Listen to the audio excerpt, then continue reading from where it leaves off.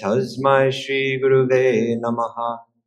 Shri Chaitanya Manobishtam Stapitam Yena Bhutale Swayam Rupa Kadamayam Dadati Swapadantikam Vandeham Shri Guru Shri Jatha Parakamalam Shri Gurun Vaishnavamscha Shri Rupam Sagrajatam Sahagana Raghunatam Vitam Tam Sajivam Sadvaitam Savadutam Parijana Sahitam Krishna Chaitanya Devam Shri Radha Krishna Padan Sahagana Lalita Shri Vishakam Vitamscha He Krishna Karuna Sindhu Dinabandhu Jagapate Gopesha Gopika Kanta Radha Kanta Namostate Tapta Kanchana Gaurangi Radhe Vrindavaneshwari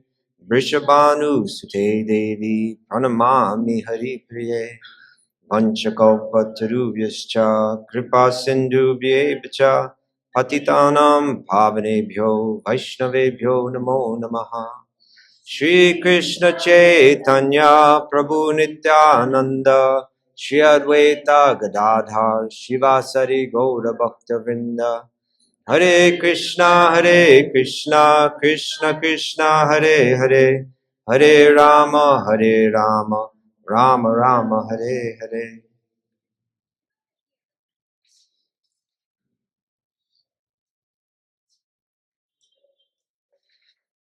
Good morning, everyone, and welcome. I thought I'd start today. We got to an interesting place yesterday where we kind of completed talking about Vyasa's literature, the full body of it, which includes 3 divisions: the Karma Kanda, the Jnana Kanda, and the Bhakti Kanda. 3 different kandas means sections or divisions. And so we can really understand all that he's sharing when we understand it in these different divisions and understand what each division speaks to, how it comes and speaks to you at the level that you're on, and how it encourages you to evolve to the next stage and to the next stage. But I thought I'd just share a little story. Maybe we can help tie this all in. And this is when I was 21 years old, which was 1987, and I was invited by a monk to travel with him. That's kind of how my kind of immersion in Bhakti Yoga, really began, full immersion. And I lived as a monk for the next 13 years. And not too long after I joined him traveling, he kind of brought me to India. And he brought me to a place that is, it's called Mayapur, or the larger area is called Navadvip, which is in West Bengal, and it's the birthplace of Sri Chaitanya, whose birthday is celebrated tomorrow, Gaura Purnima. And it's a very beautiful place. It's also on the bank of the Ganges River. And it's a place where kirtan is, people sometimes refer to it as the birthplace of kirtan. It's where Sri Chaitanya really inaugurated the Sankirtan movement. And it's got a very unique flavor of bhakti there, very, very distinct and special. And one morning I woke up early there, and as the sun was rising, I just took a walk by myself down this street, which at that time was a quiet street. It's not as quiet anymore. And it's a road that goes along the bank of the Ganges. And there's a few shops on that street, but they were all closed because it was so early in the morning. And but it's also kind of like dotted with these beautiful Bengali-style temples. So the atmosphere was really nice. And I was just walking and thinking and meditating a little as I walked. And I got kind of to the end of it, and a man came out. There weren't too many people out on the street, and he just kind of popped out and asked me where I was from, which often happens to Western people when they're in India, as many of you may know. So he said, where are you from? What is your country? So, and I said, I'm from New York. He said, you're from America. I said, yes. He said, can you help me? I said, I don't know. What do you need? He said, I have something from America, but I don't know how to use it. And I said, well, I can try. And his house was right there on the side of the street. And I would say the whole house was not much bigger than the stage. It was maybe 1.5 times the size. He brought me inside, and he closed all the shutters, like in the windows, like there's something very secretive about to be revealed. I didn't want his neighbors to know. And then he sat me on the floor, and basically there's just enough room for a bed and not much more in the room. And so I sat down, and he sat down in front of me. And I said, so what is it that you have? And he said, I have a heater from America, but I don't know how to use it. I said, okay, well, let's take a look. So he reached under the bed, and he slid out a cardboard box, and he slid it right in front of me. And I opened the box, and I looked inside. And when I looked inside, I didn't see a heater. I saw a waffle iron. And you all know what a waffle iron is, right? Yeah. Especially people from Netherlands. We have people from Netherlands. Or Belgium is actually, I think, famous for waffles, right? Yeah. So I felt bad for the man because I didn't know exactly what had happened, but somehow he thought he had a heater and he had a waffle iron. Maybe someone cheated him, or I don't know what happened. And I had to explain to him that this is not a heater. This is not designed to heat your room. It gets hot, but it's designed to make waffles. And and I had to try to explain what a waffle is. I said, it's kind of like a big jalebi, big square jalebi, something like that. You all know jalebis? So anyway, he was disappointed. And the reason that I bring this up is it just illustrates something, that a waffle iron is designed with a particular purpose in mind, right? It makes waffles. That's what it does. You could use it to heat the room, I suppose, but it's not going to work so well. And it's not situated properly when it's heating the room or being used for any other purpose. But when it's making a waffle, it's doing exactly what it's designed to do. It's fulfilling its purpose. And in Sanskrit, there's a term for that, and that's called dharma. We've all heard this term, I'm sure, before, but it's used in different ways. Sometimes it's translated as duty. Sometimes it's translated as religion.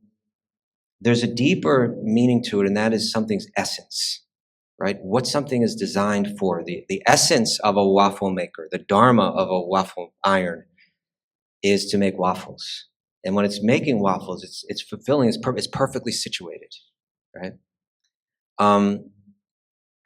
And similarly, the yogis say that every object has its dharma, has its essence, has its purpose. This conversation can get more involved, because it's said that there are temporary dharmas or temporary purposes that we play, and then there's an eternal purpose. And in our temporary or relative dharmas are things we adopt for some time, and then circumstances change and we let them go. Like someone may be like a young woman, and then at a certain point she becomes a mother. And at that point she adopts the dharma of motherhood, because the time and the circumstances have changed. And then at another point in her life, that dharma may change as well. And one person may have the dharma of a mother, and another person may not. It's something that's individual and dependent on the time and the circumstances. So that's called temporary dharma. But there's something called the eternal dharma of the self, the eternal dharma of the soul. That's a dharma that you always have it. It's not something that you have at a certain point in your life and then you let go of. It doesn't matter what the changing circumstances are, the changing times. That's always there. And not only is it eternal, but it's something that's universal in the sense that every single living being shares that dharma. In other words, every living being is designed with the same purpose. That purpose does manifest in unlimited varieties, but there's an essence to it that every living being shares. Do you know what the yogis say, the dharma, the Bhakti yogis in particular? Through looking at the Shastra, they say there's a dharma of the self. Yes? Yes, you could say to serve Krishna. We could say more broadly, but yes, to serve with love, right? That is the dharma of the self, and in Krishna being the root of all existence, that's where that love goes. And when it goes to the root, then it goes to every living being. And when we feel a deep sense of love for God and for every living being that's connected with God, then we are situated in our dharma, and we are fulfilling our purpose. We are perfectly situated. And until we achieve that stage, we're not perfectly situated, and we're not going to feel quite right. We're not going to feel quite right. We're never going to have what the yogis call atma suprasidhiti, the complete satisfaction of the self. You understand? Makes sense? So just like a waffle iron is designed to make waffles, and it's perfectly situated when it's performing that. It's said that the self is perfectly situated when it's performing devotional service, bhakti. That bhakti is that essence that we all share. And so this point becomes so important. You see, we want to get to this point now. I want to share with you something today that is so revealing and so central to understanding the broad Vedic text, that if you get this, you have a key to put it all together. It's like kind of the pieces of the puzzle come together. Because we've been mentioning that there's this vast body of literature, Karma Kanda, the four Vedas. If you read those books, they're going to speak to you, and they're going to speak in a very convincing way that the best thing you could be doing right now is performing Vedic ritual and being very dharmic, carrying out your duties in life with the goal of getting better material things in this world, more material prosperity. You're going to be happy that way. It's going to make you this promise. You're going to find happiness like this, right? But then these other texts come along, the Upanishads, and they kind of swing in the opposite direction. They're saying, no, the material things will never make you happy. It's like a whole different message, it seems like. It'll never make you happy, and you should renounce all the things of this world. This world isn't a big playground. This world is a prison, and you're locked up in it, and you have so much more potential outside the prison. And the only way out is to let go of everything in the prison. That's kind of like you're kind of holding on to the prison, so you got to like let go and become free. And you'll find all that the Upanishads and say, just take a look at it. Every time you try to enjoy something of this world, it comes with suffering. It always does. Because the force of time is acting upon it and eating it away, and it's just a matter of time before you lose it and you suffer. And you've been going through cycles of that, lifetime after lifetime after lifetime after lifetime. Isn't it time to wise up? Isn't it time to go stop searching without and search within? Find something more deep and meaningful, transcend it all.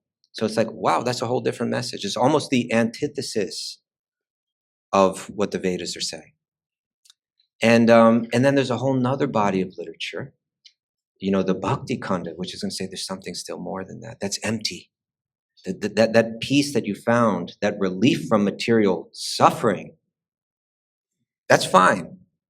But there's so much more than that. That's just a neutral state. That's not the goal. There's something beyond that, beyond moksha, beyond just finding relief from material suffering and feeling it as if that's bliss. There's actually a positive. You've negated the material attachments, and you've negated the material suffering. But that's just neutral. There's so much more. There's a positive alternative.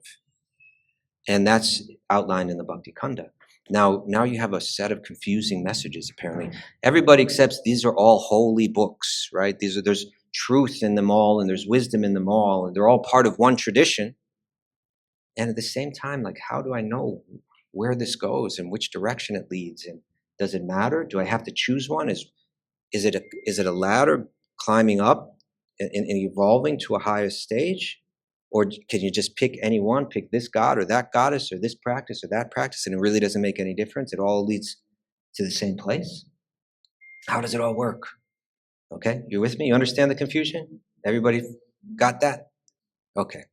So now all of these books have been written. And Vyasadeva himself, right, the great sage who's tapped into this knowledge, been entrusted to provide it for the people of the coming age, which is us, the people of the Kali Yuga. He's been entrusted to download it, to edit it, divide it, categorize it, and then provide it in written form, which it hadn't existed in before, so that through the Kali Yuga we would have access to this knowledge. He's been given this mission. He's done a tremendous work. I mean, just a tremendous work. I mean, even if someone just wrote the Bhagavad Gita, my God, what a contribution. Mahabharata is 10 times the size of the Iliad and Odyssey put together, right? You talk about an epic. I mean, this is super epic, you know. Then he wrote 18 Puranas. Some of the Puranas are like, I think, like 60,000 verses, you know, all this Sanskrit poetry, beautifully composed, rich with meaning on so many different levels. He should be like feeling good. He's not feeling good. He's feeling something's wrong. Something's not right. I can't quite put my finger on it. He's going within. He's trying to figure out. Maybe I'll read a little bit from Srimad Bhagavatam, okay? Is that all right? This is the book that becomes his most important contribution. This is the book where he clarifies everything. And and in order so that we understand that that's what this is, he tells his own story. He tells about how he wrote all those books and how he was feeling despondent and how he had to get to the bottom of it. You understand? That's why I'm saying this is the key. Because we could have so much trouble interpreting all this literature because it seems to be giving different messages. How do we find out what it's really saying? How do we find out where it all leads? The best possible way would be to find out from the author himself. You understand? If only the author himself would have made it clear. He did make it clear. And he made it clear in the Srimad Bhagavatam. And that's why the Srimad Bhagavatam is the key to understanding everything. And there's going to be many reasons for that. And in the coming days, we'll get into that. But let me read a little from the Srimad Bhagavatam itself. This is the first canto. There's 12 cantos in the Srimad Bhagavatam. How many of you heard of Srimad Bhagavatam?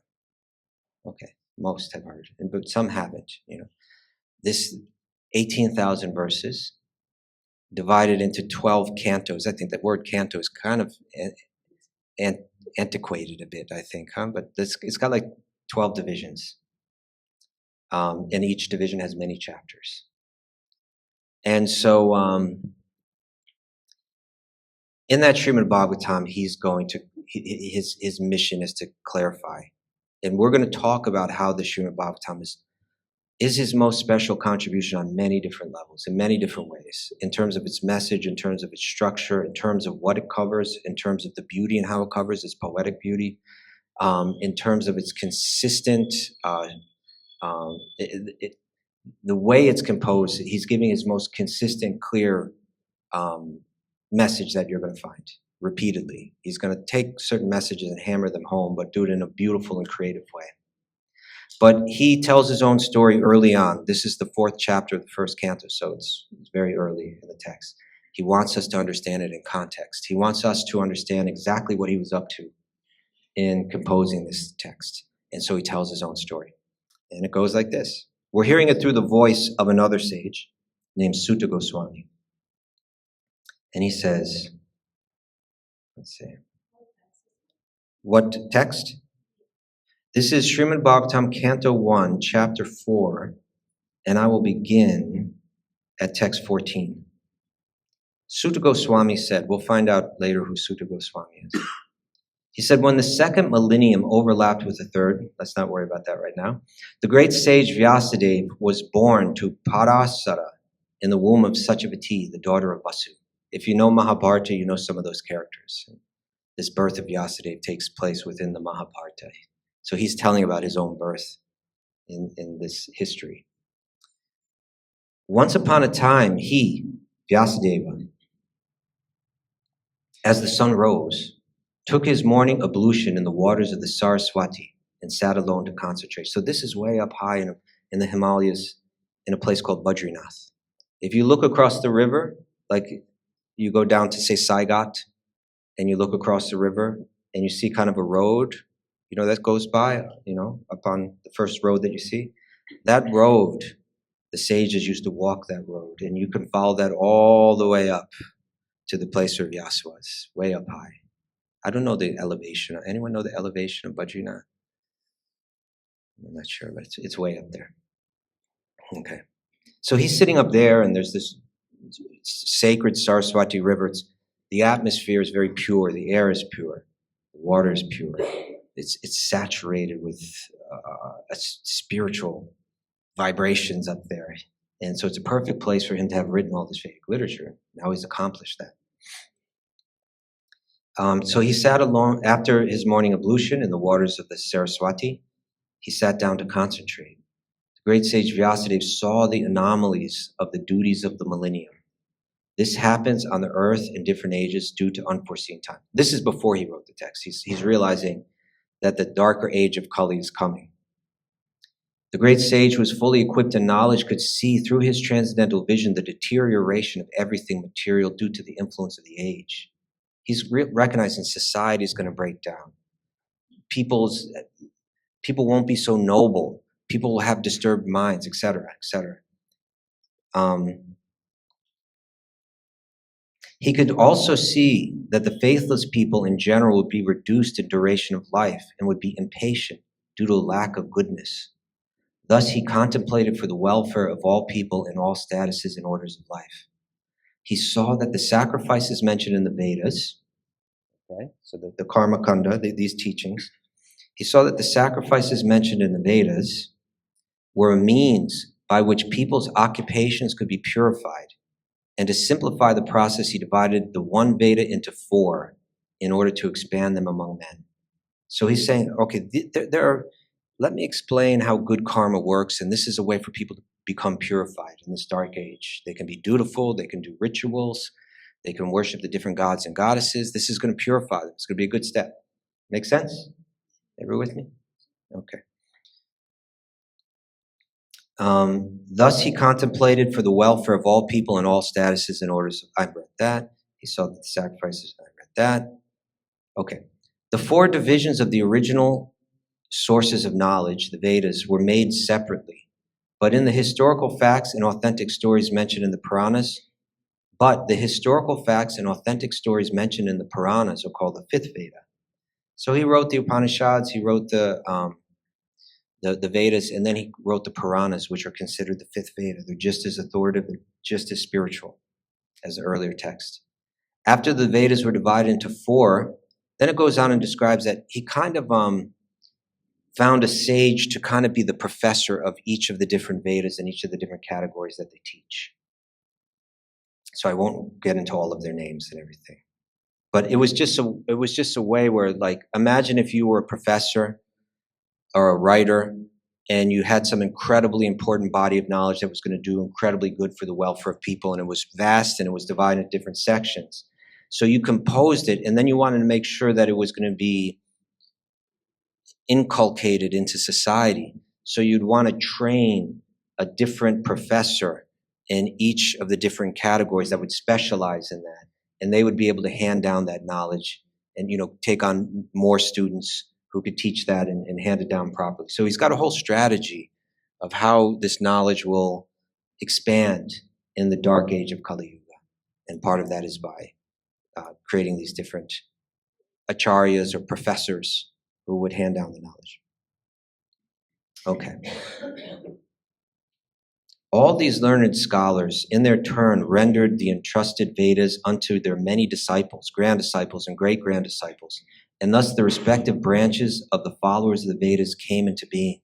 These lineages still exist to this day, still carried down. Thus the great sage Vyasadeva, who was very kind to the ignorant masses, edited the Vedas so that they might be assimilated by less intellectual men. Out of compassion, the great sage thought it wise that this would enable men to achieve the ultimate goal of life.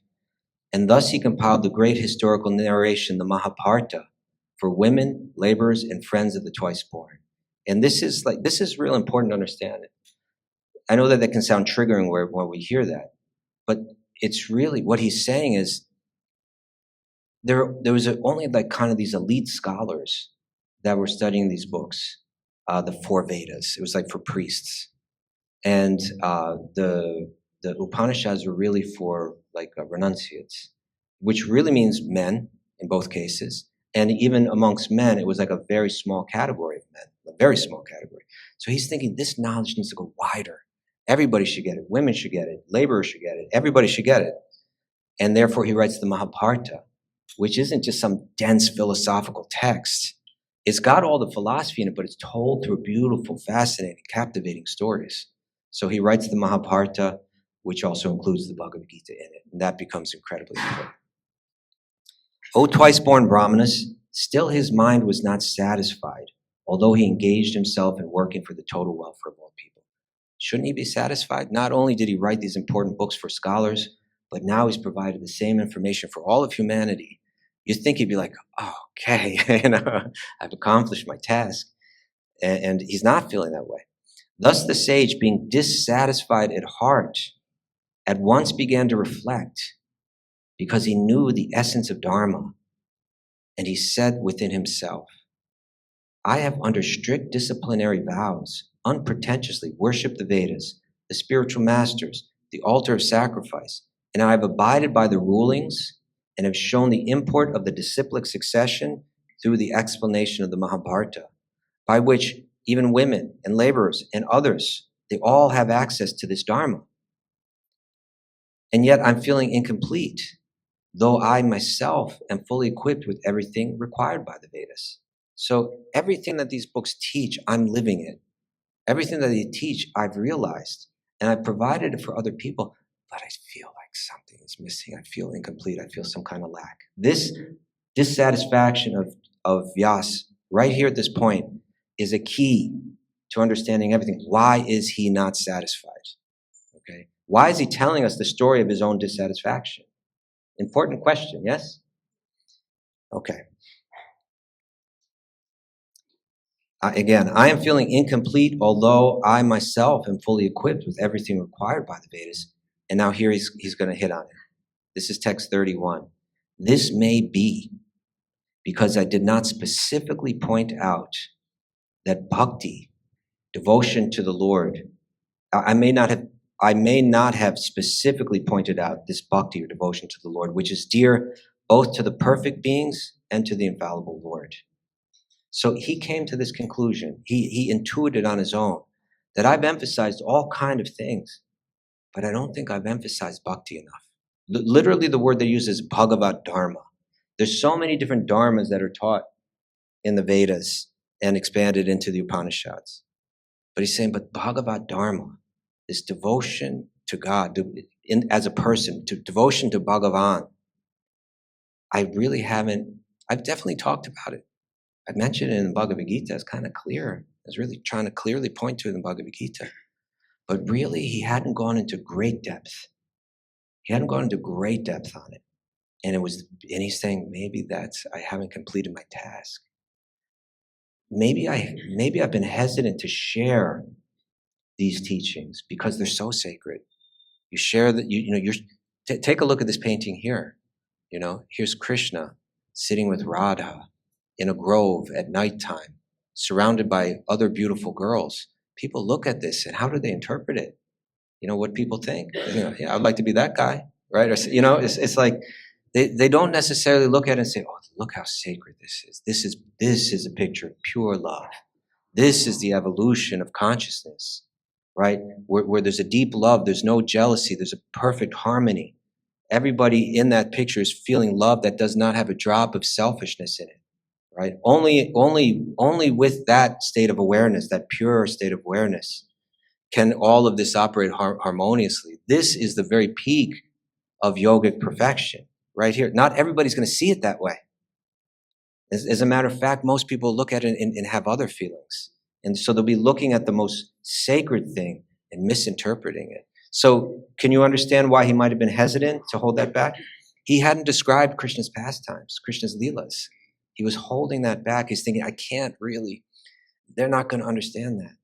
But now he's thinking, maybe I haven't shared that. Maybe I've held back the most important thing. Right? That makes sense? Okay.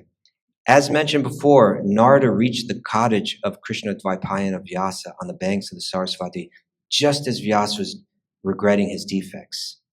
At the auspicious arrival of Sri Narada, Vyasadeva got up and respectfully worshipped him, giving him veneration equal to that given to Brahmaji, the creator. So that's the last verse of this chapter.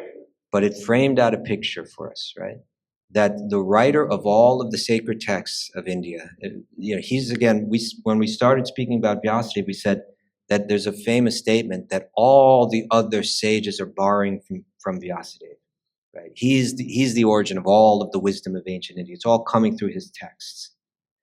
And he's realizing I provided so much, but that goal of it all, I was holding back and I haven't described sufficiently. So as the next chapter unfolds, he inquires from Narada, why am I feeling this despondency?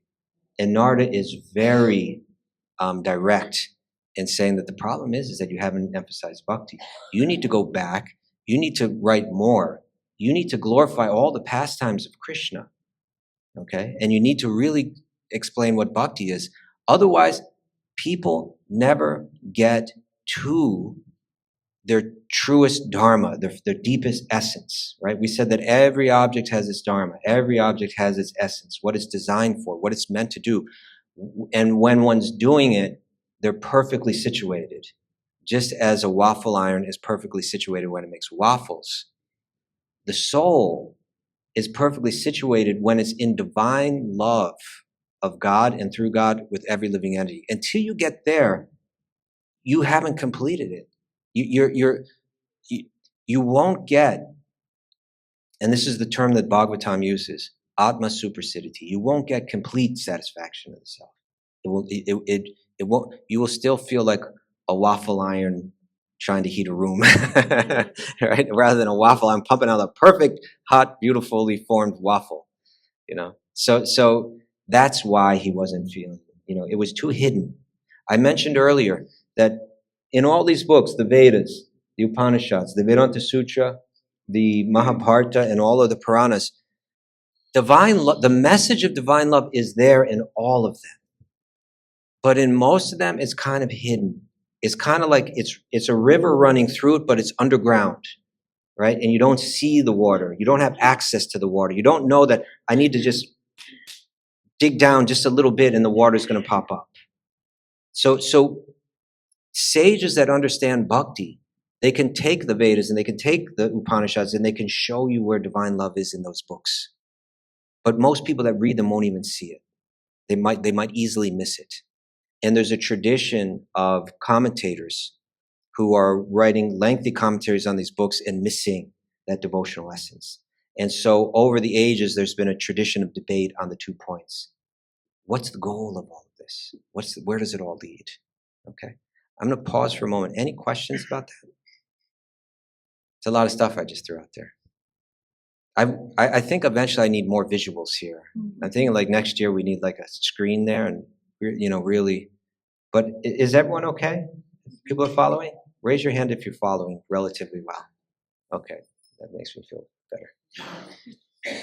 I want to ask a question.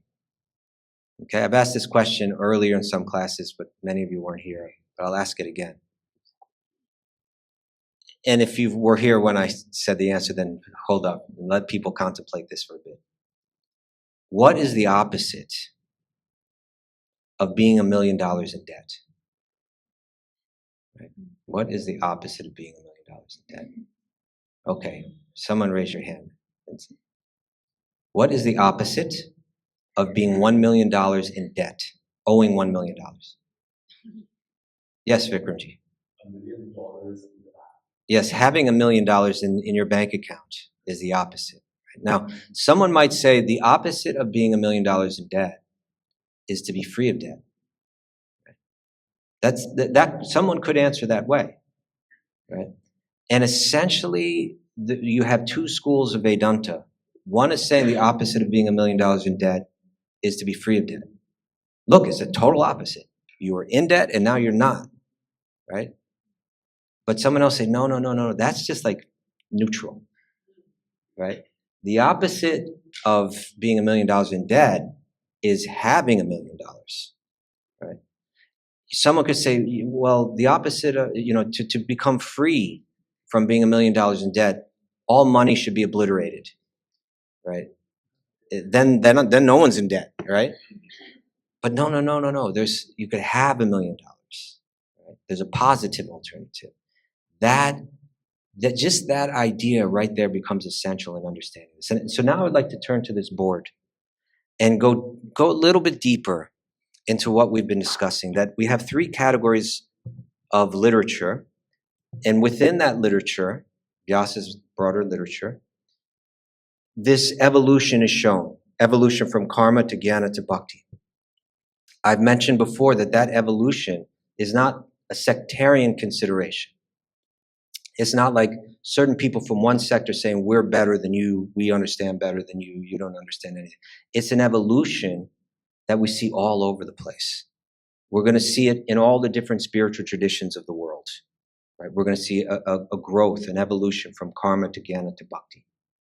And maybe I'll try to illustrate that a bit. We're going to see it in the history of how spirituality unfolds in India. We're going to see it, it's unfolding from karma to jnana to bhakti. We live in the age of bhakti.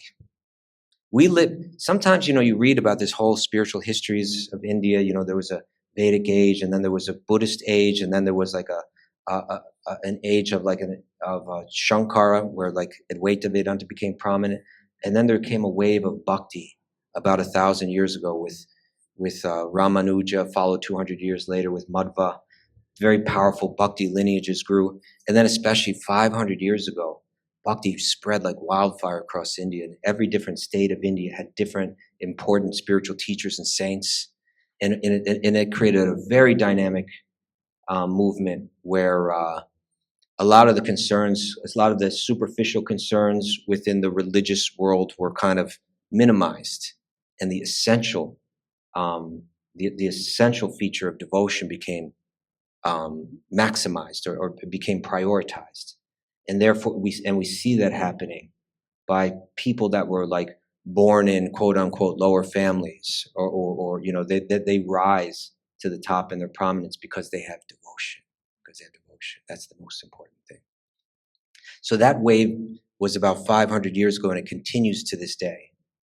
And if someone were to say, where are we right now on that historical map, we're in a very interesting place. All of us are in a very interesting place. If thousands of years ago now, scholars are looking back at this history of spirituality, where we are right now will be a very fascinating and interesting place to study. And that's the time when bhakti spread around the world. We live in the age where these teachings, which were largely held within India for centuries, broke out, and people all over the world began to understand this essential message. It's a very, very interesting time. Question? Yes.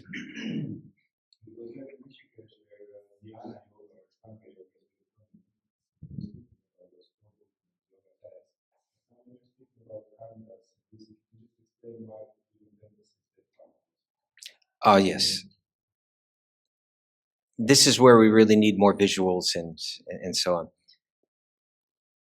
Earlier we discussed 4 different yogas: karma yoga, jnana yoga, Ashtanga yoga, jnana yoga, karma yoga, and bhakti yoga. And now we're using many of those same terms, but we're using them in a little different way. Those were yoga paths. And right now we're talking about more like worldviews, how I see the world. You could throw yoga in, but you see, like a yogi may have the karmic mentality, like I'm doing my Ashtanga yoga to get mystic powers, which are essentially just ways of manipulating the material energy. And you could categorize that under the karmic mentality. I want to enjoy the things of this world. I want to enjoy being able to levitate. I want to enjoy being able to read minds. I want to be able to manifest things in my hands, and so on.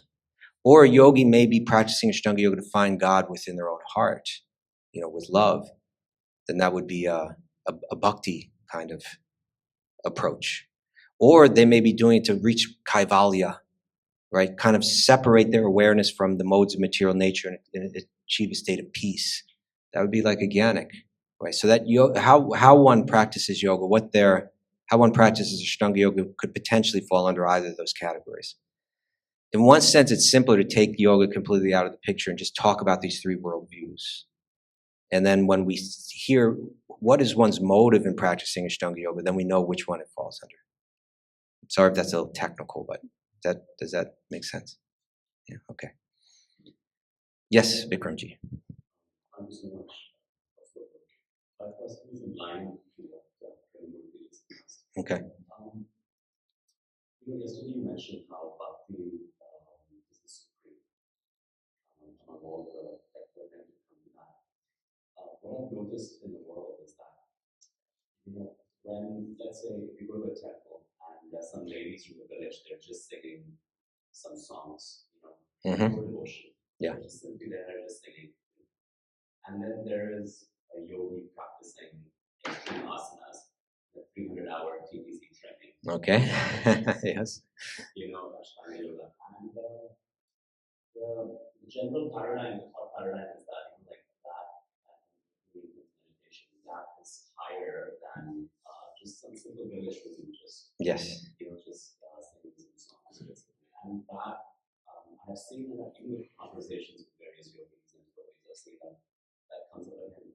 How can Bhakti really be so high? Because sitting on an asana for hours or doing something sounds more and seems more higher. So they may be more renounced, more self-controlled. Yes. Yeah, no, okay, so that's an essential question that you asked. And let's hang on to it. And what I'm going to get into now, I think, speaks largely to that. Okay, and if in the next 10 minutes it hasn't, then we'll come back to your question. It may take more than this 10 minutes that we have left for today. But there's this dialectic method of reasoning, where you have a thesis, an antithesis, and a synthesis. And really we can understand karma, jnana, and bhakti in that way. That there's a thesis in the karmic worldview. If you study the Vedas and you study their teachings, it's very harmonious with the thesis, with the idea that this material world, if we know what we're doing, we could enjoy this world very nicely. We can enjoy the things of this world. We can cultivate good karma, generate good karma through our actions. And in this way, we can enjoy all the good things in life, prosperity, rain for our crops, healthy children, wonderful spouses, as much wealth as we need, etc. And even that could be achieved on extreme levels of rising to higher planetary systems and living long lifetimes of tremendously satisfying material enjoyment.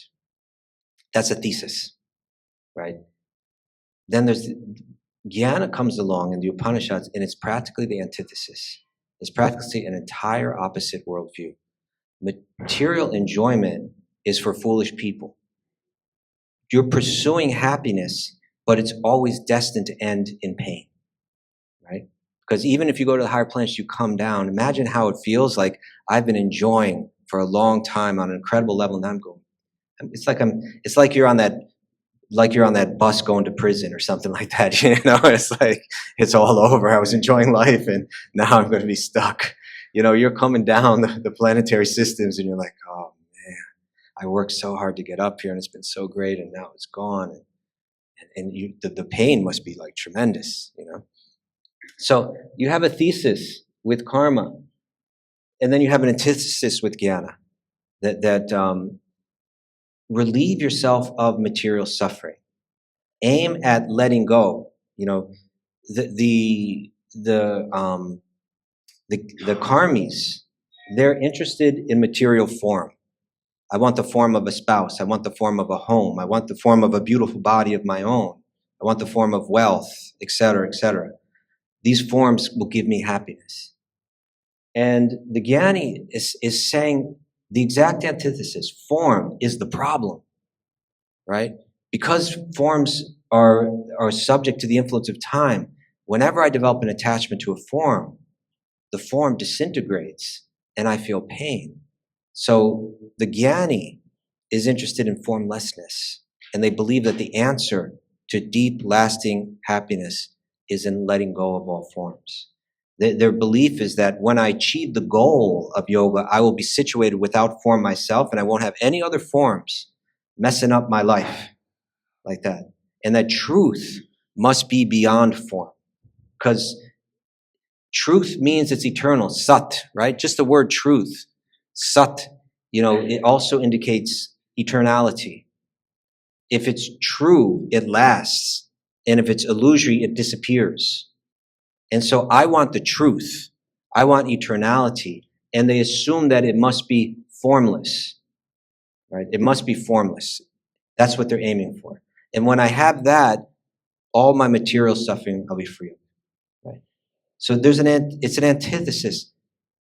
The thesis is material form can deliver us material happiness. And the antithesis is that I want formlessness. It'll give me relief from material suffering. You're swinging to the complete opposite. Make sense? Everybody with me? Okay, that's how the Upanishads are speaking. Now there's a synthesis. And the synthesis is the key. This tip, and this is going to go to your question right now. Commonly, the older I get, the more I look at life, I'm just saying practically everything is this question of thesis and antithesis. And these two schools fight with each other. And very few people, the wiser people, find the synthesis. Let's just take, like in America, it's like the police, right? The police are good. We need the police to maintain order in society. Everyone should support the police. And then you get other people say, no, the police are bad. The police do all kind of horrible crimes. Defund the police, right? Get rid of the police. We don't need police, right? Neither of these is complete. There's truth in both, but neither of them are complete. And this is what happens. Once you generally the antithesis, they're thinking a little more deeply. They're seeing beyond the surface, right? Let's take another one. Tradition is important. Tradition is good. For thousands of years, we've been handing down these traditions, and they must be maintained, right? It maintains order in society, and it's necessary. There must be tradition. And then someone comes along and says, no, can't you look deeper into this? Don't you see how much oppression is maintained by tradition? Can't you see how much pain in the world is causing? Smash the tradition, right? Tradition should be wiped out. We should be free of tradition. You see it all over the place. This was like Mao's whole thing, right? It was Cultural Revolution. It's basically like destroy the tradition of China, like wipe it out. All of these thousands of years of culture, it should be crushed. So generally there's some truth in that, and maybe they're looking a little deeper into it. And this is the thing. Then there's a synthesis, right? Tradition is good, tradition is bad. Right? Thesis and antithesis. And then someone comes along and says, there are principles in tradition which can be maintained within the framework of innovation, right? We can take the essential principles from the tradition and innovate them in ways where we reach a higher level. That's a synthesis of the two, right? It recognizes the problems with tradition, but it also recognizes the value of tradition. And it's synthesizing the two and achieving a higher state. But here's the thing.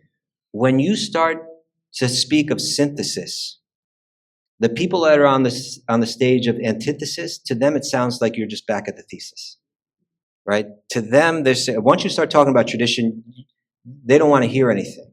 They're convinced that their thinking is more elevated or more evolved than yours because you're just even using the language of tradition and mentioning it. They're dead set again. They won't even hear you out because they're actually not so evolved. They're thinking they've reached the full level of evolution. But no, they're only like partway there. And the person that understands synthesis is the fully evolved thinker, right? The police are good, the police are bad. Let's work with the police. No, it's just like, I recognize the problems with the police. No, you don't. Otherwise, you would want to wipe them out. No. I recognize the good that they bring. Let's address the problems and let's find a higher synthesis. They don't even want to hear it. And so it's like that with karma, jnana, and bhakti. In bhakti, there's an idea that there's spiritual form. But once you're talking about form, it means you don't understand anything, right? That's the way that the Jnani may see. Because the Upanishads have spoken so convincingly and with such, passion, in a sense, against form. Form is the cause of suffering. Individuality is the cause of suffering, right? We're all bumping into each other because we all have different ideas. But there's spiritual form. There's spiritual individuality. Just like there's being $1 million in debt. Okay, the opposite of that is no debt. No. You can have $1 million. Once you start talking about $1 million, you're talking about debt. No. It's actually the opposite. We don't need to wipe out the money altogether, to be out of debt. When you got $1 million, not only do you have the freedom from the anxiety of being in debt, but you also don't have debt. It's like you got everything. You've solved everything in that. And so to see someone simply chanting the names of God, one might conclude they're just sentimental. They're interested in all the things of this world. What is the song about? And it's singing like about the romance between Radha and Krishna. Oh, they're into form, they're into romance. Why not just go get yourself a Harlequin romance and read that? Because you're on the material level. Right? No. You don't understand that this romance is the total opposite of the Harlequin romance. Harlequin romance is all about selfishness and selfish needs being fulfilled. This is beyond all that. This is a realm of form and love that has none of the material defects. And when you understand that if that lady singing that song actually has bhakti in her heart, she has more detachment from the material world than the jnani who's walked away up into the mountains. Because her love has her disinterested, her love in the spiritual has her disinterested in everything material. More completely than the hardcore renunciate jnani. And beyond that, she's got so much more. So that's the idea here. And we've run out of time, but we'll go deeper into this and deeper to show many examples how this is true. And we're going to get deeper into the text, the Srimad Bhagavatam, and show how it reveals all this in a very thorough way. Thank you all so much. No class tomorrow, but we will resume the following day, which would be Saturday. And if anyone is interested in receiving recordings from the previous classes or the future classes, please see Gabrielle right here, and she will help connect you with that. Thank you all so much. Hari Om Tat Sat.